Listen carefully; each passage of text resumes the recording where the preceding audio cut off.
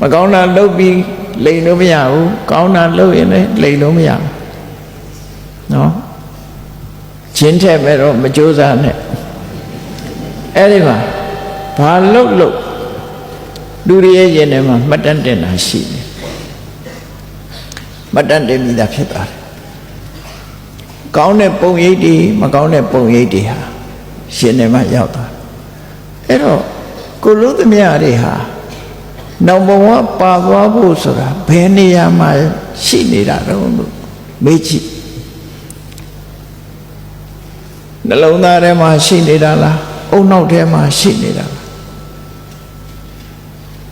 အုံနောက်ဆိုတာပြက်ချင်ပြက်သွားတာပဲလေနှလုံးသားဆိုတာလဲခွဲစိတ်ကုသရတာမျိုးတွေရှိရတယ်သိရင်အုံနောက်ကလည်းလုံးမလုံးတော့နှလုံးကလည်းလုံးမလုံးတော့အဲ့ဒီအုံနောက်နဲ့နှလုံးကလည်းသိရင်မိတကြိုတဲ့ထဲပါမသွားဘူးလားဒါပြင်ကံတရားတွေများပါသွားမလားအုံနောက်ထဲမှာ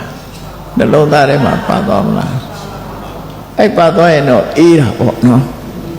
တပွားတယ်မြတ်စွာဘုရားကတင်ညိတတတကံဟောတိတဲ့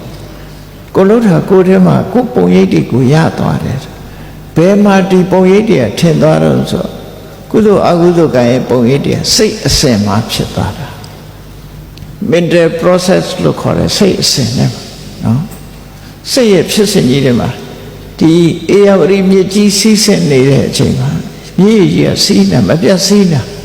အဲ့ဒါလိုပဲကိုယ့်ရဲ့ရင်ထဲမှာစိတ်အစဉ်ကြီးမပြတ်ရှိနေအဲ့ဒီမပြတ်တဲ့စိတ်အစဉ်ထဲမှာပုံရိပ်တွေပါသွားပြီအဲ့ပုံရိပ်တွေဘယ်လိုလုပ်လိုက်ပြီးတော့ဖြတ်လို့ရအောင်ညာနိုင်နော်မရနိုင်ဘူး CCTV တွေဟာတော့ဖြုတ်ပြီးတော့ဖြောင်းလို့ရသေးတယ်ရင်ထဲဟာတော့ဖြောင်းလို့မရဘူးဒါမှပဲအဲ့တော့ဒီဘဝထင်တဲ့ပုံရိပ်တွေဟာလူသေးသွားတော့ပျောက်သွားရောလားလို့ဆိုရသော်ဗျာတင်္ဆအာရယခိစ္စတိဒီပုံရိပ်တွေဟာသူနဲ့အတူပါသွားလိမ့်မယ်တဲ့ပါသွားမှာပဲတင်္ဆကအနုကံဟောတိဒါတွေကနောက်ကဘဝတန်တဲ့အဆက်ဆက်မှာပါသွားပြီအယိတ်ပမာလိုက်နေမှာဖြစ်တယ်ဒါကြောင့်မို့ပုံရိပ်မကောင်းတဲ့ပုဂ္ဂိုလ်တွေဟာဆင်းရဲဒုက္ခနဲ့ကြုံတွေ့ရပြီပုံရိပ်ကောင်းတဲ့ပုဂ္ဂိုလ်တွေသာချမ်းသာဒုက္ခရရှိမှာဖြစ်တယ်ဒီပုံရိပ်တွေကြည့်ပြီးတော့ဘဝမှာအကျိုးပေးမှုတွေဖြစ်တယ်ဒါကိုပဲမြတ်စွာဘုရားက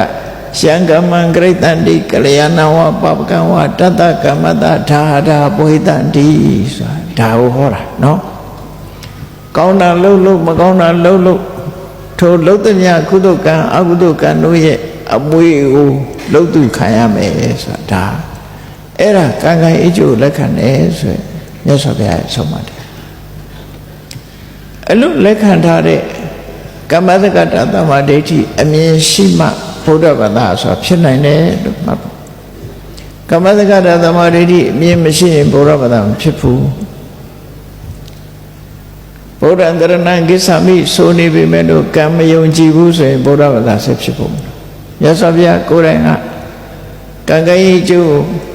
အလေးနဲ့ထားပြီးအခြေခံအဖြစ်ဟောကြားခဲ့တာဖြစ်တယ်ဒါကြောင့်မို့ကံကံဤကျိုးယုံကြည်လက်ခံခြင်းဆိုတဲ့သိမြင်ခြင်းဆိုတဲ့ကမ္မတက္ကတာသမ္မာဒိဋ္ဌိရှိရမယ်